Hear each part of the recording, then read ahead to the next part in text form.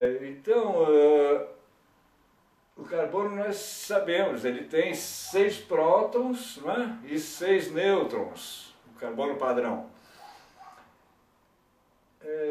Agora, o que ocorre é um crescimento do átomo, né?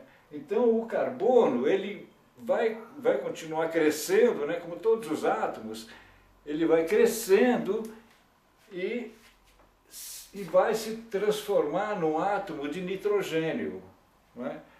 E como que acontece isso? É simples, não é? Nós sabemos que todas as partículas estão em movimento de rotação anti-horário, né? Tanto os nêutrons em azul como os prótons em vermelho. Então acontece que essa região de interfaceamento, digamos, entre os prótons e os nêutrons, é uma região de transformação, né, de nêutrons em prótons. Tá? Então a gente vê que os elétrons se transformam em nêutrons, né, e os nêutrons dessa região aqui, que estão mais quentes, digamos, que tem uma frequência maior, eles vão se transformando em prótons. Né? Então, nós temos os isótopos do carbono, por exemplo, né? Todo átomo tem os seus isótopos. E no carbono, nós temos, por exemplo, o carbono 13, né, que praticamente não é falado, não é conhecido, né? Temos o carbono 14, né, que é bastante conhecido, né? E é utilizado para medição de tempo, etc. Então esses isótopos, o que são eles? São átomos, não é? De carbono, não é? Só que com um pouco mais de massa. Não é? Então eles têm, o carbono 13, por exemplo, então eles têm 7 nêutrons. Não é? O carbono 14, um pouco mais de nêutrons, não é? Até se transformar, então ele vai crescendo do hidrogênio, do carbono padrão para o carbono 13, 14 e se transforma em hidrogênio. Então, é uma coisa que não é considerado assim, por exemplo, que o carbono 14 tenha exatamente 6 prótons. Não é correto isso, né? Na verdade, ele deve ter 6,8 prótons, né? Porque logo ele vai alcançar 7 prótons, né? Um volume de 7 prótons. Então, essa transformação, essa região de transformação de nêutrons em prótons, né? O átomo vai crescendo tanto em número de nêutrons como também em número de prótons. Os dois vão crescendo e o átomo vai crescendo, claro. Então, esse crescimento do carbono, passando por pelos átomos isótopos, e se transforma no elemento químico seguinte, né? O nitrogênio. E, claro, o nitrogênio, pelo mesmo processo, né, capturando partículas, vai se transformar num átomo de oxigênio. E esse é o processo de crescimento do átomo. Né? Agora, entre um átomo e outro, né, existem os isótopos, né, e na maioria dos átomos, alguns isótopos são radioativos. Né? Eles perdem partícula, né? São átomos que emitem partícula do núcleo, né? Então, são os átomos radioativos. No caso, o carbono 14 é um átomo radioativo. E o que é curioso, né? Porque o átomo padrão não era radioativo. O outro átomo anterior, um isótopo anterior, ainda não era radioativo. E ele, ao crescer um pouco mais, se tornar carbono 14, ele se tornou um átomo radioativo. E por que acontece isso? Né? por uma simples razão, por uma relação, que eu não sei exatamente de quanto para quanto, mas é uma relação entre nêutrons e prótons, né? É como se os nêutrons contivessem, evitassem que o núcleo se irradiasse, né? Então, seria uma diminuição de nêutrons, né? No processo de transformação de nêutrons em prótons, é nessa transformação que ocorre uma diminuição dos nêutrons e então o átomo se torna radioativo, porque os nêutrons existentes naquele instante não conseguem conter os prótons e ocorre a radioatividade. Mas quando o núcleo, os prótons, aumentou o volume de prótons, aumenta também a capacidade de atrair mais partículas.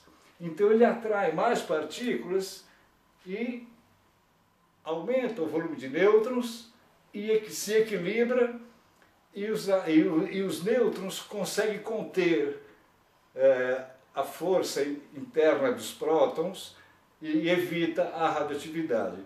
E o átomo cresce e se torna, no caso, um nitrogênio estabilizado, né? Não radioativo. Então, isso explica, essa explicação, né, sobre a radioatividade mostra que não existe a força nuclear fraca, né, a chamada força nuclear fraca, que seria a força responsável pela radioatividade atômica, né? Então, essa força, a gente vê que ela não existe. O que causa a radioatividade é digamos, uma quantidade pequena de nêutrons, né? Bem, então,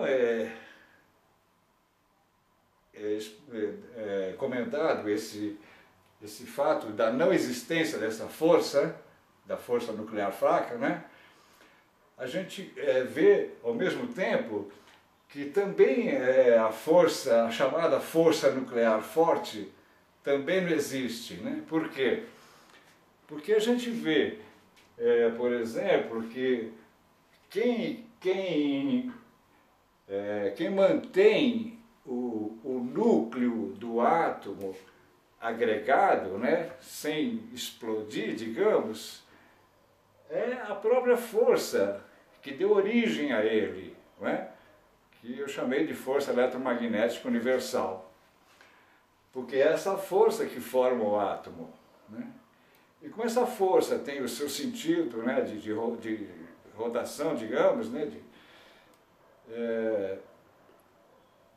todo o processo que já foi explicado anteriormente mostra que o núcleo não consegue se desintegrar, né? Não é que existe uma força que faz com que o núcleo fique. A força é o próprio movimento, né, que gera a força, e essa força mantém esse núcleo agregado, né? É claro que ele fica radioativo às vezes, como foi explicado. Mas então a força nuclear forte, né, que seria a força responsável pela manutenção do núcleo atômico agregado, também não existe essa força, né? Então, quem mantém o núcleo atômico unido, agregado, né, é o próprio movimento, né, da natureza, conforme... Então, uma outra coisa que eu quero falar é sobre o modelo atômico, né? Então aqui nós temos, por exemplo, um modelo atômico diferente, né, do modelo atômico comum, né, que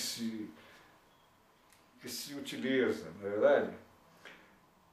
Então, esse modelo atômico, por exemplo, do carbono, né, claro, faltam os elétrons, né, desenhar a eletrosfera, tal, né, os seus 6 elétrons, né? Mas o que importa é entender, por exemplo, o núcleo, não é, do átomo, né? É muito diferente, né, porque aqui, do convencional. Porque aqui nós temos o que? Nós temos partículas, né? Então, para um próton é necessário 1836 partículas, né, que formam um próton. Como que é, e no modelo atual, né, da física moderna, geralmente a gente vê bolinhas, né, como se um próton fosse uma bolinha, um nêutron uma outra bolinha, uma pelotinha, né. Então aqui nós temos um outro modelo, nós temos pequenas partículas, né, todas em movimento. Quanto mais no centro essa partícula estiver, mais comprimida ela vai ser, né, e a compressão dessa partícula gera, né, a expulsão de certas partículas do núcleo do átomo, né. As próprias as partículas gama, né, são as mais comprimidas no núcleo do átomo, né, por isso elas são expulsas, elas mesmas se projetam para fora.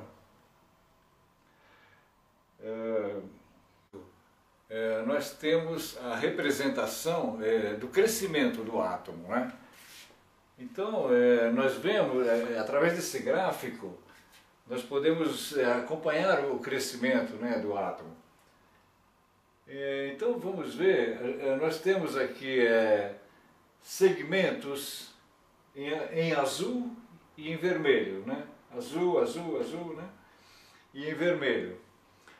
Então o crescimento do átomo, né, do núcleo atômico, ao longo do tempo, nós já vimos que ele vai, né, o átomo vai crescendo, e às vezes ele se torna radioativo, né? E continua crescendo. Então, aqui nesse gráfico, nos segmentos azul indica que o átomo está crescendo, né? Mas não é radioativo, né? Então o átomo continua crescendo sem ser radioativo. E nesse segmento vermelho é quando o átomo se torna radioativo, né? Geralmente os isótopos, né, alguns dos isótopos, né, se tornam radioativos. Mas ele continua crescendo mesmo assim. Aí ele deixa de ser radioativo e volta, digamos, para a fase azul, não radioativo. E continua crescendo e volta a ficar radioativo, né? Geralmente os isótopos de novo. Aí ele cresce novamente, né? Ele deixa de ser radioativo, cresce, depois se torna radioativo e vai continuar crescendo nesse processo. Sem ser radioativo, fica radioativo, volta a se estabilizar e continua. A partir do elemento químico polônio, né, o elemento 84, a partir daqui ele continua crescendo, né, o átomo continua crescendo, mas ele já é um átomo radioativo, ele não fica mais no estado não radioativo. Ou seja, daqui, está indicado em vermelho aqui no gráfico, né? Então nós podemos ver que desse ponto em diante o átomo continua crescendo, mas ele é um átomo radioativo, todos eles são radioativos. Então ele cresce, né, do polônio, passa pelo tório, continua crescendo, né? Chega no urânio 235, né? E continua crescendo. Aí cresce um pouco mais, se torna urânio 238. Né? Então quando ele chega no urânio 238, ele para de crescer. Né? Então agora a gente pode perguntar, por que no urânio, a partir do urânio 238, ele parou de crescer? Né? Então vamos entender isso, né? Vamos Vamos entender por que que ele não cresce mais. Cresceu desde o hidrogênio, né, passando por todos os átomos e chegou no urânio 238. E daí para diante não cresce mais. Pelo contrário, ele vai decrescer, ele vai perder matéria, partículas, né? Então uma coisa que a gente até precisa perceber é que a captura de partículas, né, que os átomos, através do processo de crescimento dos átomos, né, então quando o volume de próton crescia, ele tinha sempre mais capacidade de atrair novas partículas, né? Então crescia e atraía novas partículas. Quanto mais crescia, mais atraía novas partículas. Até o momento em que esse processo de captura de partículas se estabiliza. Ou seja, ele tem no máximo a eletrosfera do urânio 238, por exemplo, tem no máximo 92 elétrons, né, circundando o núcleo. Até aqui ele aumentava, a quantidade de elétrons também aumentava. Só que daqui para diante os elétrons não aumentam mais. Não é? E por que o átomo parou de crescer? Até aqui ele crescia, chegou aqui ele não cresce mais. Por uma razão simples, né? Ele está perdendo partículas, né? O átomo é radioativo. Então, ele não cresce por quê? Por uma razão simples, né?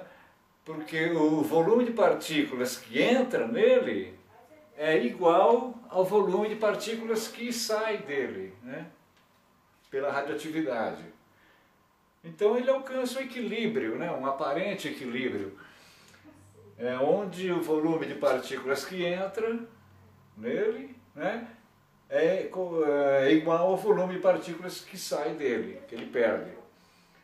Então ele fica nessa aparente estabilidade, né, o urânio 238.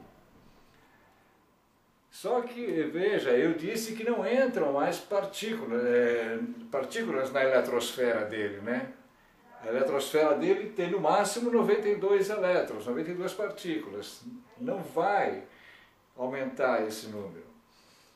Então nós temos aqui, né, o átomo de urânio 238, né, onde nós temos 92 prótons aqui, né, no núcleo, e ao redor do núcleo nós temos 140. Então, até antes do urânio 238, o volume de nêutrons sempre vinha aumentando, sempre aumentava o volume de nêutrons. Agora, a partir do urânio 238, o volume de nêutrons não cresce mais. Ou seja, existe um estoque, digamos, um estoque fixo de partículas. No caso, 146 partículas formando os nêutrons, não é? Ou melhor, 146 nêutrons, não é? Então, esses nêutrons, como já foi explicado, vão se transformando em prótons, não é? Então nós temos aqui um grande volume de prótons disponível para ser transformado em prótons, né? Só que a eletrosfera continua só com 92 elétrons. Ela não aumenta mais o volume de elétrons. Então mantém fixo, né, essa quantidade de nêutrons. Os nêutrons não conseguem aumentar de volume. Muito bem. Então, o que acontece? O processo de transformação de nêutrons em prótons continua, né? Ele nunca parou.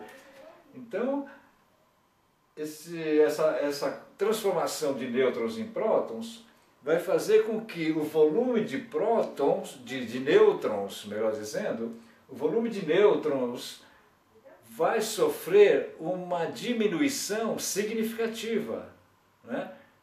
Por quê? Porque o estoque de nêutrons é o mesmo. E a transformação de nêutrons em prótons continua, de modo que esses nêutrons vão, né, diminuir. Por quê? Porque o volume de partículas da eletrosfera não aumenta mais. Então acontece isso, acontece que o núcleo do urânio 238, ele fica ainda mais radioativo, o nível de radioatividade dele aumenta, né? Por quê? Ele já era radioativo e o nível de radioatividade aumenta, por quê? Por escassez, digamos, né, de nêutrons, né? Existe um volume já pequeno de nêutrons porque já houve uma transformação de nêutrons em prótons. Então esses 146 prótons, eles existem durante um certo tempo. Depois eles diminuem consideravelmente. E ao diminuir o volume de nêutrons, o átomo ele entra num estado de radioatividade bem mais acentuado, né? E o núcleo do urânio 238, lógico, né, vai perder muitas partículas, né? Então nós temos uma radioatividade, né, constante de perdas de nêutrons e também de prótons, né? E o que faz com que o átomo de urânio 238, né, comece a diminuir, né, perder massa, né, sem conseguir capturar mais, sem conseguir retomar o processo de crescimento, né, por causa do que já foi explicado aqui. Então é isso. Então nós temos um átomo de urânio, do átomo, né, que cresceu desde o hidrogênio, né, passando por todos os elementos químicos, etc., e até chegar no urânio 238, né, onde é o limite de crescimento do átomo. E daqui ele se desintegra, né, e vai perdendo partículas até se estabilizar lá no elemento chumbo, né, o elemento 82. Né. Bem, então é isso. Então nós vemos a formação, né, desde a formação, né, do átomo, né, de hidrogênio até o último átomo, que é o urânio 238. Então, para a gente concluir essa apresentação da física unificada, nós vamos falar um pouquinho mais sobre a força eletromagnética universal.